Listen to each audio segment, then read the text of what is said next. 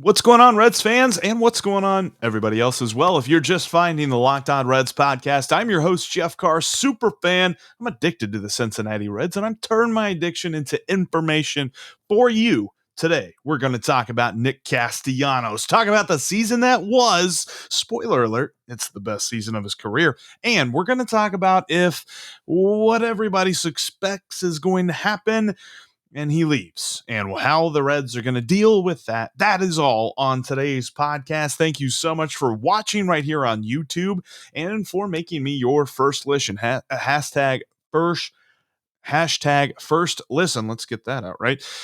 And you can remember that we are free and available on all platforms. That's the Locked On Reds podcast, wherever you get your podcast. Let's get this late Monday night / if you're listening to this on Tuesday morning, that's cool too, show on the road. You are Locked On Reds, your daily Cincinnati Reds podcast, part of the Locked On Podcast Network, your team every day. It was quite a season for Nick Castellanos. He was arguably the team's MVP. There's a couple of guys that you can put into that category, but today I just want to focus on him. Not really so much, team awards and things like that. That's coming up later. It's probably going to be next week, I think, is when I'm going to do that. But right now, I just want to talk about Castellanos because Castellanos had an amazing season. Talking about the best season of his career. Stop me if you've heard this before, because the Reds kind of went as Nick Castellanos went. Dude hit all the time. I mean, he had a 21 game hit streak. If you remember that, that feels like forever ago. That feels like years ago. But do you remember there in the middle of May into early June when it felt like he couldn't get out? He might even contend for that record, dare we say. I mean, he's not near DiMaggio, but I'm talking about the Reds team record with Pete Rose. That could be a thing. He got to 21, though. That was an amazing streak to watch. Lots of those games, I forgot to count how many, but lots of those games, most of those games were multi-hit games. We're not talking about, we just dinked a single into left field and that was it. We're talking about doubles. We're talking about homers. We're talking about lots and lots of hits for Nick Castellanos. And to put this into perspective, if you look at the fact that he had a 21 game hit streak, there were a lot of like 8, 9, 10 game hit streaks. He had 7 game hit streaks all over the place. During his season, the longest slump that he endured was 2 games. Now, it happened 5 different times during the year, but before he got hurt, it only happened twice.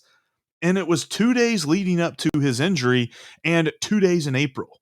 We're talking about long stretches of baseball where he would maybe have 1 game without a hit, and then he'd start another little hitting streak, 2, 3, 4 games at a time. Phenomenal performance by Nick Castellanos all season long, and I thought for a while there he was going to contend for that batting title. Kind of fell off there in the month of September, and overall I think the reason that we're not going to see too many MVP votes, I think he garners a couple, but we're not going to see a lot of MVP votes sent his way because of that injury. But overall, just an amazing year for him. That was his number 1 season for his career in batting average. He's never had a higher on base. He's never slugged better. He's never, and which obviously means his OPS has never been higher. His OPS plus of 136, never been better. He's never had more than 34 home runs. That was a career high. And when you look at his entire career, he once had 102 RBIs. So 100 RBIs is second best. Yeah, I know. And then his strikeout totals were actually the second lowest he's ever had. And that's for a full season. Just phenomenal baseball by Nick Castellanos, a guy who, let's be honest, if for some reason, just for a moment, let's, bear with me. If for some reason he either doesn't opt out or the Reds, dare I say, keep him? Yeah, I know, probably not. But if the Reds keep him, this dude could be the face of the franchise moving forward. I know he's only got 2 more years left on his deal, but still, like, for these next 2 years, if he's a Red, how many number 2 jerseys are going to be in the stands? How many Nick Castellanos t-shirt jerseys and regular jerseys, and how many different Blastianos t-shirts and his son, how many Liam t-shirts are going to be in the crowd? There's going to be so much crowd share of Nick Castellanos in Great American Ballpark, it's going to be phenomenal. So just for a moment, that's a fun thing to think about. I mean, that was a great 2021 season for him. In fact, I even look at the fact he had a 4-game streak, but 4-game home run streak there in September. There when you probably weren't paying attention because we were all mad at the Reds for losing out on the playoffs. But from September 24th through 27th, he hit a home run in each one of those games. And coincidentally, that was the final winning streak of the season for the Reds, because as Castellanos goes, so went the Reds in 2021. And a little piece of trivia, too, to kind of wrap up the Nick Castellanos season recap for 2021. Piece of trivia for you. The next time you're with your friends at the bar, you can regale them with this trivia and you can maybe get yourself a free drink. Here it is. The only Cincinnati Red. There's only one. Nobody else did this. Only one Cincinnati Red in the year 2021 hit a walk-off home run. That guy, Nick Castellanos. He was the only guy. There was only one walk-off home run all year long, and it was in September against Washington. I think it was September 26th. He hit it off Patrick Murphy, the only walk-off home run that happened all season long. At least when I checked Baseball Reference. I didn't scour each box score there, so there might be something I missed. But so far as Baseball Reference told me, only walk-off home run, this guy, Nick Castellanos. Phenomenal year for him. Phenomenal year. You bring him back. Not only do you not solidify, but you really keep this lineup strong, but you also kind of excite everybody else, right? This is where the consternation of Reds country began, when we all realized this awesome season means he's using that opt-out and he's going to make more money, and the Reds are going to have to pony up in order to keep him. So on top of the fact that they missed the playoffs, we also have this feeling of, dude, one of our stars is going away. So if they bring him back, if Nick Castellanos continues to wear the beautiful red number 2 for 2022, we will all be super happy. And the offseason will start off beautifully. Nick, I hope you're listening. Nick Kroll, I hope you're listening. Keep this guy, whatever you can do. All right, coming up here in just a minute, we're going to pretend they don't keep him. Because right now, honestly, if we're being honest with ourselves, that almost looks like a certainty. We're going to talk about what that looks like here in just a moment. Before we talk about that, though, I want to tell you about DirecTV Stream. It's the best way to bring all of your entertainment under one television screen right now. Look, it's 2021. I get it. We all have a ton of different profiles online, whether, you got a Twitter profile, you got a Twitch profile, you got a profile on Amazon, maybe you got a profile over here at marvel.com to read some comics or something. I don't know, whatever you got. And you've got passwords for all of these. And think about how many streaming services you now have, too. How many different monthly subscriptions that you have for streaming content. Stop all of that. Bring it all under one television with DirecTV Stream. It's the best way to bring your favorite movies, television, live sports, reality TV, news, all of that good stuff under one television screen and one account. You don't have to remember 19 different passwords. It's 2021. Stop it with the multiple devices, the multiple accounts, the multiple services, the multiple apps. Bring it all under one TV with DirecTV Stream. You can go to directtv.com right now and learn more about DirecTV Stream. They've got lots of great different entertainment packages for you to choose from at directtv.com. That's DirecTV Stream, compatible device required, and contents vary by the package that you choose. All right, so we're talking about Nick Castellanos, and now I really don't want to harp on this. I think most Reds fans know. We know what's coming. We know that he's going to use that opt-out. We know that the Reds are going to make some kind of offer that isn't anywhere close, and Nick Castellanos is going to be playing somewhere else for like $20 to $25 million a year starting next season. So let's take a look into the future. Let's look into our crystal ball and say who's playing in right field and who is filling that spot in the lineup for this Reds team. I put a poll out on Twitter.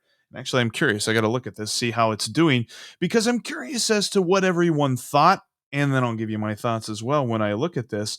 But the poll was, when you look at this team, all right, Nick Castellanos is gone. Who can be counted on more to step up in his absence? Right now, Tyler Naquin is leading the poll with 46% of the vote. Coming in second is Nick Senzel with 29% of the vote. Coming in third, Mr. Outside Hire. And I asked you to explain who you think that's going to be. That's 21%, although not a lot of people have explained who they think is going to be Mr. Outside Hire, although we don't know who's available yet, so that's kind of understandable.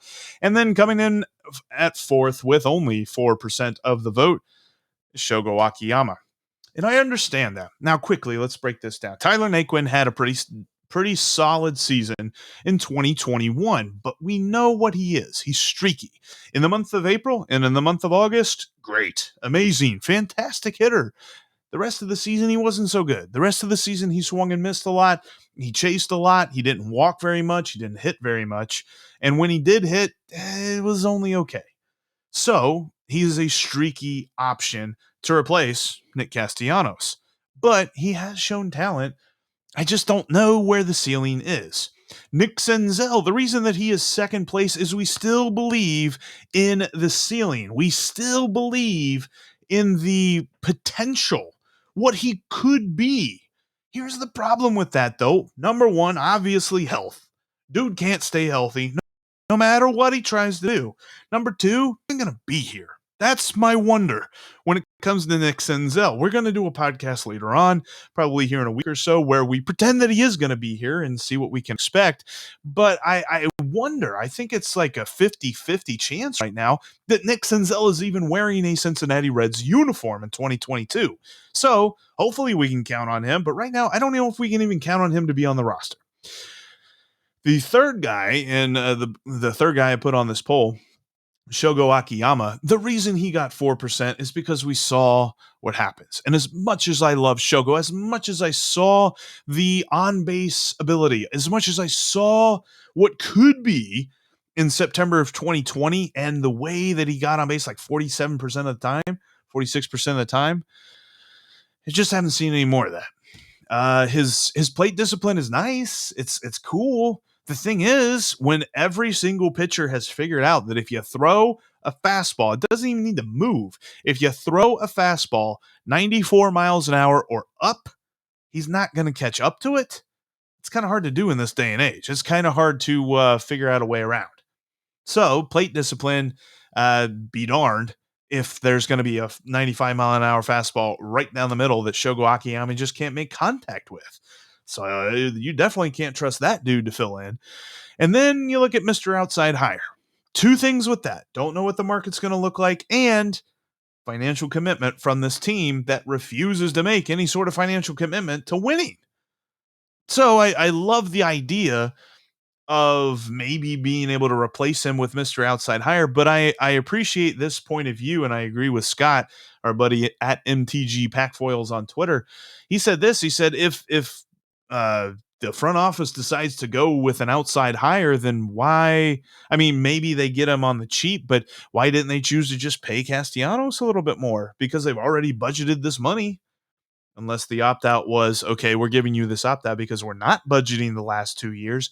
That's a different can of worms, though. Here's the thing with this. You keep Nick Castellanos, you don't have to worry about all this. But when I look at this and I say, if these are the four options that the Reds have, they've really got to go hard. And they've really got to go all in on Nick Senzel. Next year is the last year that they should have to do this. This is the last year to figure out if he is going to be anything for this club. The only season that I am looking at this and I'm saying this is do or die. I'm not ready to cut bait yet. I understand if they do, and I'm kind of predicting that they do. But because of the talent, because of the potential, and what he could do if he is healthy, which is impossible to predict, then I think that you go all in with Nick Senzel. You say, look, Nick, this is what we're going to do. We're going to stick you in right field, or maybe they stick him in center field, but they just kind of try to replace the lineup spot with Nick Castellanos.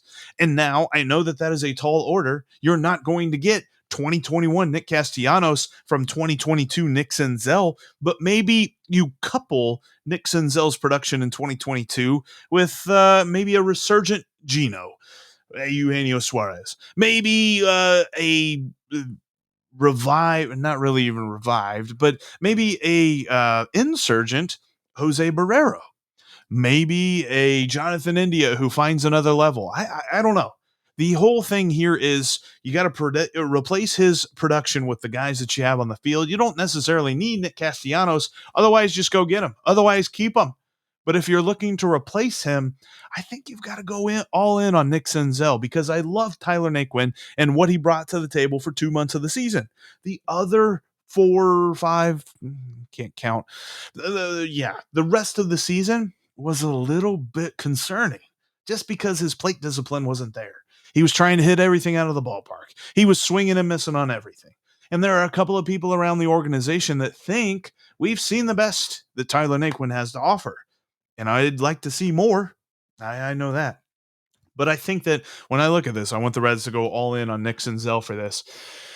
There's just far, far more question marks with that than simply retaining Nick Castellanos. That's why it's to-do list check item number 1 on the Reds offseason to-do list.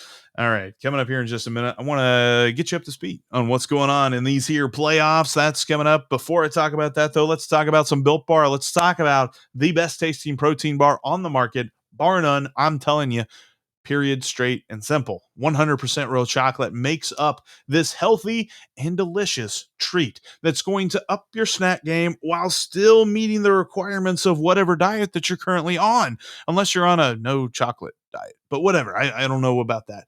When you're looking at Built Bar with the 100% real chocolate, they've got amazing flavors like cherry barcia, cookie dough chunk, cookies and cream, peanut butter brownie, thin mint, not thin mint, mint chocolate brownie. It's making my mouth water even talking about it. Plus, you're looking at 120 to 150 calories and 4 grams or less of net carbs, 4 grams or less of sugar, and up to 18 grams of protein. So what are you waiting on? I've told you about this for so long.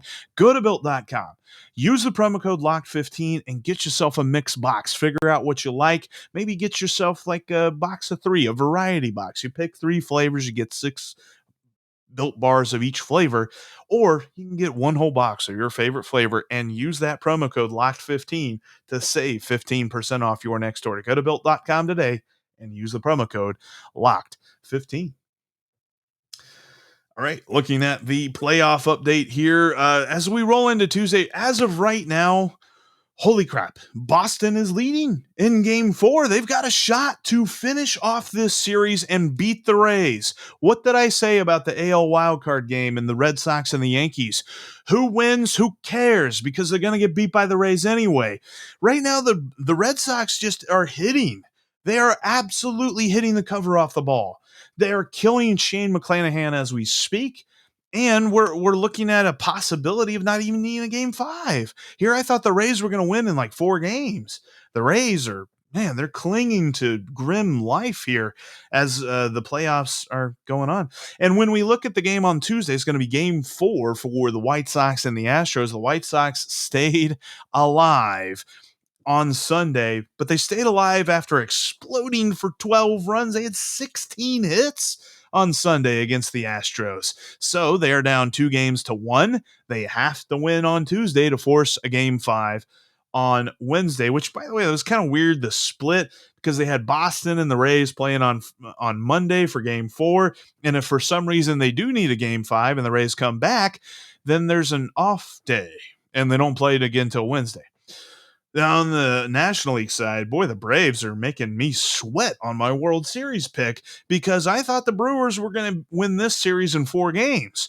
I did not give – I tell you what happened, though.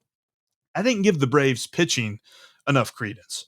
I talked about their lineup being a strength and how well they've hit this second half of the year, but they've outpitched the Brewers. Not something that I thought I would say. I mean, there's not been lopsided victories, but they've scored enough that you weren't expecting them to score off of this Brewers pitching staff. So I've been very surprised by the Braves, and they've got a shot right now. They're playing. They could really do some damage to this Brewers World Series bid. Oh boy, I don't know what I'm going to do with that. And then Dodgers and Giants are going 5. Trust me on that one. Like they're playing. I'm recording this 8:41 p.m. on Monday night. They're playing at 9:30. Whoever wins that game, the other team's going to win the next game. This is going to 5 games. This series was always going to 5 games. If you haven't watched any of it either, you're missing out. If you're a baseball fan, if you call yourself a baseball fan and you've not watched any of the Giants Dodgers series, you need to fix that. You need to fix it. If you ain't fixed it Monday night, you got to fix it for game 4 whenever that happens. I think it should be tomorrow night as well. 3 games on Tuesday and a couple of games on Wednesday, a couple of game 5s. The ALDS has its 2 game 5s if they are needed. And then the 2 NLDS games 5s will be on Thursday if those are needed, which again, Dodgers Giants will be needed. We'll have to see about the Braves and Brewers. That'll be interesting. But that's your playoff update for right now. A couple of upsets are looking in the offense. I cannot believe that Boston. I mean, Kike Hernandez. Good Lord, dude can't get out. Been phenomenal this entire ALDS. If you'd asked me if the Red Sox were going to be in a position to beat the Rays in the ALDS, probably one of the last guys I would have said that would be the reason for it would be Kike Hernandez. But here we are. Enrique or Kike, depending on what you say, Hernandez has absolutely dominated the Rays, and that is why the Red Sox are currently in a position to advance. Who knew? That's why you play the game. You can't just pick it all on paper. But that'll do it for us here today. Tomorrow on the podcast, we are going to talk. So we talked about the outfield a little bit with Nick Castellanos. I want to talk about center field tomorrow because it's a conundrum. And I've gotten some people asking about different trade scenarios. I might dive into some of that, but I'm definitely going to break down what happened in center field this year. And we're going to talk about what it should look like in 2022. That's coming up on tomorrow's Locked On Reds podcast. Thanks again for watching and listening to today's. If this is your first time, make sure that you are subscribed. Click that subscribe button. And also follow me on Twitter at Jeff Carr with 3 Fs and follow the show at Locked On Reds. And you can follow the podcast in the audio form on every single podcasting app out there. I am not aware of a podcasting app that Locked On Reds isn't on because we're free and available on all platforms. Speaking of free and available on all platforms, Sully and Locked On MLB, they're on fire with this playoffs. You got to be listening to what Sully's take is on Locked On MLB. Check him out right now, because I'll talk to each and every one of you about the Reds tomorrow.